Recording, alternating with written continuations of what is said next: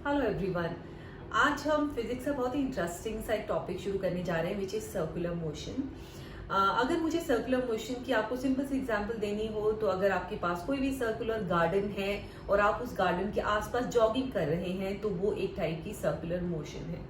Nature में भी circular motion की बहुत सारी एग्जांपल देखने को मिलती है, जैसे आपके जितने भी प्लैनेट्स हैं वो सन के आसपास समवट एक सर्कुलर ऑर्बिट में ही रिवॉल्व करते हैं। So revolution of all the planets, revolution of all the satellites including moon, वो जो है वो किस टाइप की मोशन है?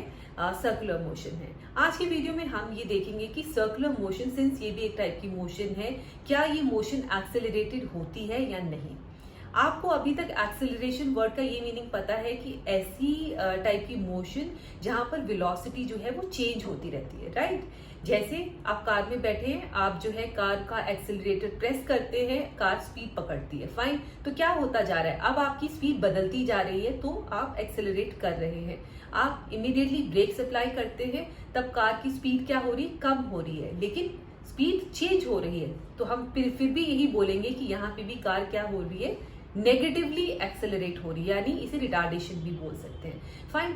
यानी अगर हम स्पीड को बदलते रहे तब भी कोई ऑब्जेक्ट जो है वो एक्सेलरेट होता है, और अगर आप किसी ऑब्जेक्ट की मोशन की डायरेक्शन को बार बार चेंज करते रहे तब भी ऑब्जेक्ट एक्सेलरेट होता है, क्योंकि acceleration is a vector quantity और ये डायरेक्शन पे डिपेंड करती है, राइट। तो आइए देखते हैं कि जब कोई ऑब्जेक्ट सर्कुलर मोशन में होता है तब उसके साथ क्या होता है। आपको मालूम है कि जो अर्थ है वो सन का एक कंप्लीट रेवोल्यूशन लेने में इतना समय लगाती है।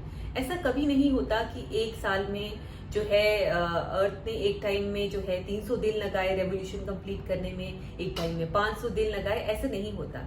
यानी हर बार जो है इतना ही टाइम अर्थ लगाती है जो है सन के एक कंप्लीट रेवोल्यूशन को कंप्लीट करने में। इसका मतलब क्या हुआ? इससे ये मतलब हुआ कि अर्थ जो है वो यूनिफॉर्म मोशन में है, राइट। उसकी स्पीड बढ़ या घट नहीं रही है, लेकिन फिर भी हम एक सर्कुलर मोशन को, जहां पे कि आपकी स्पीड बढ़ या घट नहीं रही है, यूनिफॉर्म स्पीड है, उसे फिर भी हम एक्सेलरेटेड मोशन बोलते हैं। ऐसा हम क्यों बोलते हैं, आइए देखते हैं। अगर आप जो है स्क्वायर, मान लीजिए मेरे पास एक स्क्वायर फील्ड है, आपको पता है स्क्वायर की 4 साइड्स होती हैं।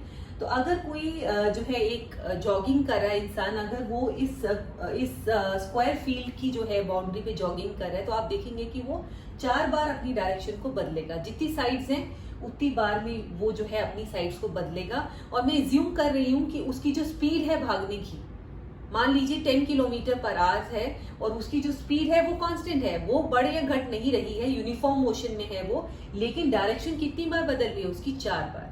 अब यहाँ आ जाइए, यहाँ पर मैंने क्या लिया? 6 sides, it is a hexagon. अब हेक्सागन में आपको पता है 6 बार, इसकी 6 साइड्स होती हैं, तो 6 बार डायरेक्शन चेंज हो रही है अगर यहाँ पे हेक्सागन गार्डन में कोई जॉगिंग कर रहा है तो। आइए अब इस फिगर को देखते हैं। यहाँ पे 8 साइड्स हैं, ऑक्टागन है ये। ऑक्टागन में 8 बार डायरेक्शन चेंज होगी किसी भी ऑब्जेक्ट की, अगर वो यहाँ पे जो है एक यूनिफॉर्म मोशन में जो है जॉगिंग कर रहा है, अगर कोई ऑब्जेक्ट, फाइन। लेकिन आप अगर यहाँ से ध्यान देंगे, जैसे जैसे आप जो है साइड्स को बढ़ाते जा रहे हैं, जैसे जैसे आप एक पॉलीगन की साइड्स को बढ़ाते जाते हैं, एक टाइम ऐसा आता है कि आपका पॉलीगन किसको रिजेंबल करने लगता है? एक सर्कल को, राइट। अगर आपने कभी मैथ्स में पढ़ा हो that how to define a circle, तो नॉर्मली सर्कल की डेफिनेशन हम कैसे लिखते हैं? Circle is collection of points which are at the same distance from the centre. यानी सर्कल क्या है? मान लीजिए ये सेंटर है, तो सर्कल क्या है? कलेक्शन ऑफ पॉइंट्स है, राइट, जो कि इस सेंटर से सबके सब जो है सेम डिस्टेंस पे है, ये सारे पॉइंट्स, राइट। तो यानी circle is nothing but collection of points. और सबसे इंटरेस्टिंग बात जो एक सर्कल में है वो ये है कि since circle is made up of points, तो सर्कल का जो हर एक पॉइंट होता है सर्कल का, उसकी डायरेक्शन जो है वो अलग होती है। अब हम एक सर्कल की डायरेक्शन को कैसे बताते हैं, सर्कल की हर एक पॉइंट की डायरेक्शन को कैसे बताते हैं? इसका सबसे अच्छा एग्जांपल है, आप एक जो है रस्सी लीजिए और उसके एक एंड पे आप एक स्टोन को बांध दीजिए। अगर मैं जो है उस स्टोन को जो है, उस रस्सी बंधे हुए स्टोन को जो है ऐसे घुमाती हूँ, राउंड राउंड इमेजिनरी मेरे सामने एक सर्कल बन रहा है, और बहुत जोर से घुमाने के बाद मैं उसको एकदम रिलीज कर देती हूँ। जब मैं उसको एकदम रिलीज करती हूँ तो क्या होगा?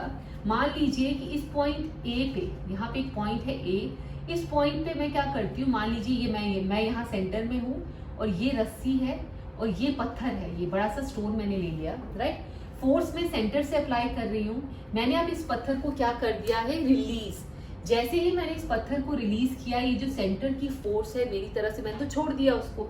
अब क्या होगा, ये पत्थर क्या करेगा, कैसे जाके गिरेगा, इस डायरेक्शन में, यानी ये जो एंगल है ये 90 डिग्री का बनेगा, इस डायरेक्शन में पत्थर जाएगा। अगर बाई चांस मेरी पत्थर की पोजीशन यहाँ होती, मान लीजिए पॉइंट बी है, तो ये अगर आपकी रोप होती तो पत्थर की डायरेक्शन छूटने के बाद कैसी होती, ऐसी। मैथ्स में ये जो मैंने एक पॉइंट से टच करती हुई ये लाइन बनाई है, ये जो बेसिकली यहाँ से मैंने एक एरो सा बनाया है, इसे टैंजेंट बोलते हैं, टैंजेंट। अगर आपने नहीं पढ़ा है तो आप इसको मैथ्स में पढ़ेंगे, this is known as tangent, right. तो होता क्या है कि जब भी आप स्टोन को रिलीज करते हैं तो जो आपका इमेजिनरी सर्कल बन रहा था उसके साथ टैंजेंट बनाते हुए वो जो रस्सी है, वो रस्सी जिसमें स्टोन लगा हुआ है वो जाएगी, फाइन। वो जो टैंजेंट है वो क्या बताता है आपको, that tangent tells you about the direction of the stone, कि स्टोन किस डायरेक्शन में गया, वो कौन बताता है आपको, टैंजेंट। यानी since circle is collection of points, सिर्फ पॉइंट्स का ही बना हुआ है एक सर्कल, इसका मतलब हर एक पॉइंट पे टैंजेंट की डायरेक्शन अलग अलग होगी। इस पॉइंट पे यहाँ है, इस पॉइंट पे यहाँ होगी, एंड सो ऑन।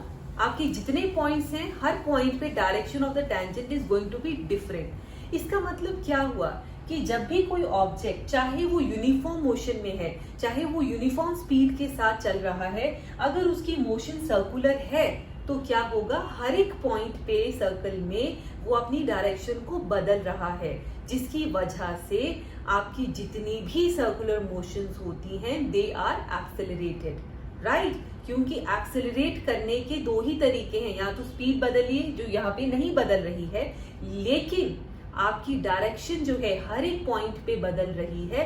इसका मतलब कोई भी मोशन जो सर्कुलर होती है that is always always accelerated, fine. This is really really important concept, इसको अच्छे से समझिए। I again explain, see now, यहाँ पे मैंने ऊपर लिखा है यूनिफॉर्म सर्कुलर मोशन। यूनिफॉर्म यानी motion is uniform, your speed is not changing at all, fine, your speed is not changing, but since you are in circular motion, your direction is changing, your direction is changing at every single point, ठीक है, जिसकी वजह से all circular motions are said to be accelerated, fine।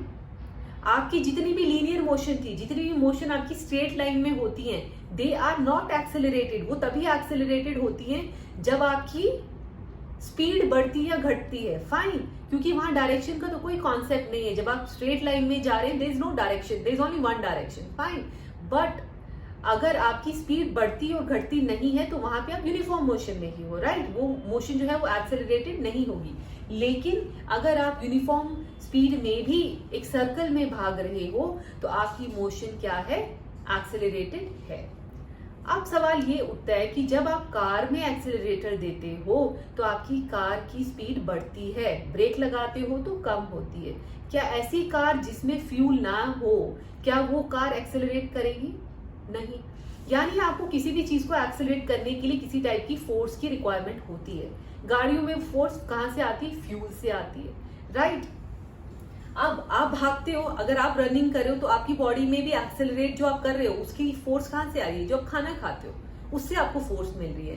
अब अगर जो अर्थ है वो सन के आसपास रिवॉल्व कर रही है या मून जो है वो अर्थ के आसपास रिवॉल्व कर रहा है, उनमें एनर्जी कहाँ से आ रही है? अगर उनकी मोशन एक्सेलरेटेड है तो उनमें भी कहीं से फोर्स तो आनी चाहिए जिसकी वजह से जो है वो मोशन एक्सेलरेटेड है। Let me explain that to you.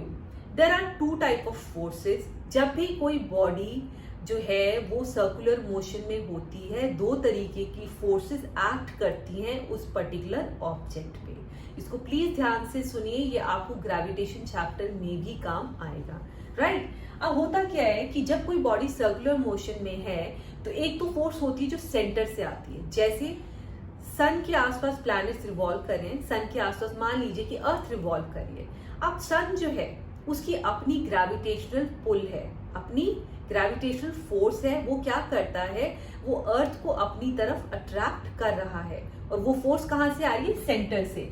अगर मान लीजिए कि आपका ये जो है दिस इज योर रेवोल्यूशन, ये ऑर्बिट है जहाँ पे आपकी अर्थ रिवॉल्व कर रही है, यहाँ सेंटर पे अगर सन है तो सेंटर से जो फोर्स आ रही है जो अपनी तरफ जो है अर्थ को अट्रैक्ट कर रही है, that force is known as centripetal force.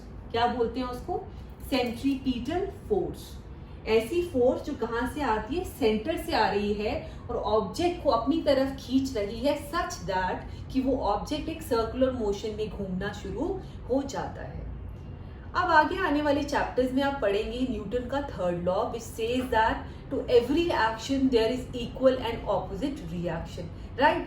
अगर सन जो है वो अर्थ पे सेंट्रीपिटल फोर्स डाल रहा है तो क्या अर्थ भी उस पर कोई फोर्स डाल रही है, यस। अर्थ भी, सिंस अर्थ कोई छोटी सी चीज नहीं है, it is having considerable mass, the as compare to sun उसका मास बहुत ज्यादा नहीं है, but still it is going to exert some kind of force on sun also, fine. तो अब जो अर्थ फोर्स डाल रही है सन पे उसका भी एक नाम है जिसे हम क्या बोलते हैं, सेंट्रीफ्यूगल फोर्स। सेंट्रीफ्यूगल फोर्स ये कौन डाल रही है, अर्थ। अगर अर्थ यहाँ है, ये अर्थ है, अगर वो बीच में अगर आपका सन है तो सन जो फोर्स अर्थ पे डाल रहा है वो अपनी तरफ उसको अट्रैक्ट करने की कोशिश कर रहा है। वो फोर्स कौन सी है, सेंट्रीपिटल फोर्स। ये हमेशा सेंटर से आती है, वेराज उसको जो है काउंटर करने के लिए अर्थ भी उस पर एक फोर्स डाल रही है जिसको बोलते हैं सेंट्रीफ्यूगल फोर्स। ये दोनों फोर्स ऑपोजिट डायरेक्शन में होती हैं और एक दूसरे को बैलेंस करती हैं, जिसकी वजह से जो है अर्थ जो है वो एक सर्कुलर ऑर्बिट में सन के आसपास रिवॉल्व कर रही है। ऐसा ही मून के केस में भी होता है, फाइन। तो यानी कि दिस मोशन इज एक्सेलरेटेड, तो यहाँ पे फोर्स कहाँ से लग रही है, सेंट्रीपिटल और सेंट्रीफ्यूगल फोर्सेस से। आइए इनकी डेफिनेशन एक बार पढ़ लेते हैं। आपको ये मालूम है force is needed to produce a circular motion, force हमेशा चाहिए आपको सर्कुलर मोशन में करने के लिए। वो फोर्स कहाँ से आ रही है, first is centripetal force which is exerted by sun on earth, the force which is needed to make an object travel in a circular path, it is directed away from the center around. In case of sun and planets, centripetal force is sun's gravitational pull, right? अब इसको counter करने के लिए centripetal force को there is one more force which is called centrifugal force, जो कि अर्थ exert कर रही है सन पे। The force which acts on a body moving in a circular path and is directed towards the center around which the body is moving is known as centrifugal force. These two forces are complete opposite of each other, fine. But when centripetal force is there, centrifugal force is also there. यानी उस activity में भी जहां आप एक रस्सी में stone डाल के घुमा रहे हैं, then I am providing centripetal force and that stone is also exerting equal and opposite force on me, which is centrifugal force. Right, okay. उसके बाद जो है motion of satellites around earth is accelerated, I have already told you this. The motion of moon around earth and motion of earth around sun is accelerated, fine. The tip of second hand of a watch has accelerated motion. आपको मालूम है कि uniform time लगाती है आपकी minute hand या second hand जो है क्लॉक की रिवॉल्व करने में, लेकिन सिंस वो एक सर्कुलर ऑर्बिट फॉलो कर रही है और हर मोमेंट पे उसकी डायरेक्शन बदल रही है, जिसकी वजह से उसकी मोशन भी किस टाइप की मोशन है, एक्सेलरेटेड मोशन, राइट। अब कभी कभी आपको एग्जाम में कुछ न्यूमेरिकल्स आते हैं जहां पे आपको जो है स्पीड बतानी होती है एक बॉडी की जो कि यूनिफॉर्म सर्कुलर मोशन में है।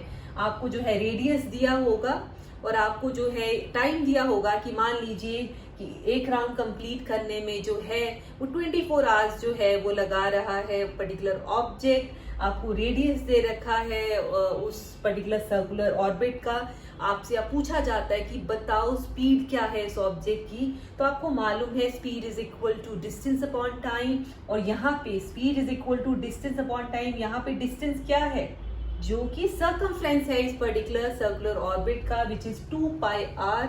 आपको मालूम है सर्कल का सर्कमफ्रेंस होता है, पेरीमीटर होता है, तो यहाँ पे पाई की वैल्यू आप कुछ भी ले सकते हैं, 22/7 तब लीजिए जब आपका r जो है वो डिविजिबल हो 7 से, अगर वो 7 से डिविजिबल नहीं है तो आप 3.14 लेके भी इसको सॉल्व कर सकते हैं, राइट। तो ये फॉर्मूला तब आप यूज करेंगे।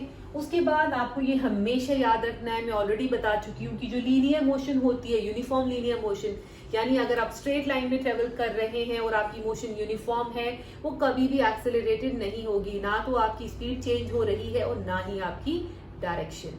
I hope this concept is clear. This is very very important concept और जनरली इसमें इस टॉपिक में से एक क्वेश्चन एग्जाम में जरूर पूछा जाता है, right. For further information, keep watching. Thank you.